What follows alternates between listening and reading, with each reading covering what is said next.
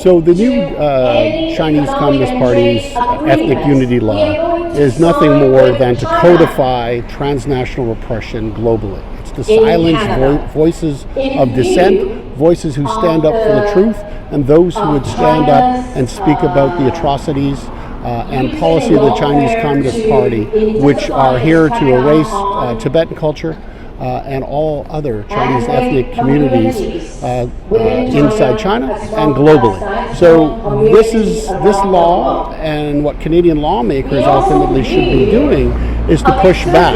However, we're trying to get a trade deal and a strategic partnership with China. And unbeknown to me, I'm not sure how morally or ethically we can move down this path, understanding what the CCP represents. This isn't just about jobs in Canada. It's about protecting freedoms of individuals and cultures inside China. And that's what we need to stand up for. And when they export this kind of repression, where they're intimidating people to speak up within the Tibetan community, this is very, very dangerous. And speaks again to how the Chinese Communist Party just feels that they can do this with impunity without any kind of pushback. But Canadian politicians, Canadian civic leaders, Canadian human rights activists, and the affected Chinese diaspora communities need to unify together to continue to tell this message to the Canadian government and to business leaders that trading with China for the sake of trading with China is not going to lead to a positive outcome for Canadians in the short or long term. China has always shown its repressive nature under the leadership of the Chinese Communist Party, and we need to restore the kind of freedom and cultural identities that exist within China before the Chinese Communist regime took over in 1949. Now I'm going to go on to the...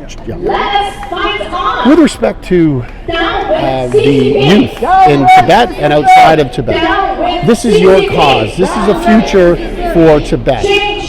You need to continue to defend those freedoms here in Canada, the United States, and in all other democracies, and speak back to the Chinese Communist Party.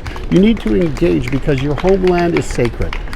His Holiness has not been able to be there and he is the symbol of goodness, of kindness, of what freedom and democracy is, and what it means to be a human and a humanitarian.